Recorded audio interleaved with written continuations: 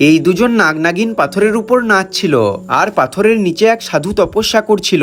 তাদের জোরে নাচার কারণে হঠাৎ একটা পাথর ভেঙে পড়ে তপস্বীর উপর, যার কারণে তার তপস্যা ভেঙে যায়। তপস্বী রেগে গিয়ে বলে, তুমি আমার 100 বছরের তপস্যা ভঙ্গ করেছ, এর শাস্তি তোমাকে পেতেই হবে। তারপর সে অভিশাপ দেয় আর বলে, তুমি যে নাগিনকে ভালোবাসো সে সূর্য অস্তের আগেই মারা যাবে। এই কথা শুনে সেই দুজন নাগনাগিন অভিশাপ ফেরত নেওয়ার জন্য প্রার্থনা করতে থাকে, কিন্তু তপস্বী সন্তুষ্ট হয় না। তারপর নাগ বলে, আপনি যদি আপনার অভিশাপ ফেরত না নেন তাহলে আমরা এখানেই আমাদের মাথা ফাটিয়ে প্রাণ দিতে রাজি আছি। এরপর তারা দুজনেই তপস্বীর সামনে পাথরে মাথা ঠুকতে থাকে।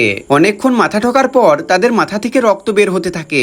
এইসব দেখে তপস্বীর মন গলে যায় আর তিনি বলেন, আমি সরাসরি অভিশাপটা ফেরত নিতে পারবো না, কিন্তু এর একটা সমাধান বলে দিতে পারি। কিন্তু ততক্ষণে নাগিন মারা যায়। পরে তপস্বী নাগকে বলে, তোমার নাগিন 700 বছর পর মানুষ রূপে জন্ম নেবে, তার আগে পর্যন্ত এই পাহাড়ে থেকেই তোমাকে তার জন্য অপেক্ষা করতে হবে। এরপরে কি ঘটে সেটা দেখার জন্য কমেন্টে পার্ট 2 লিখে দিন।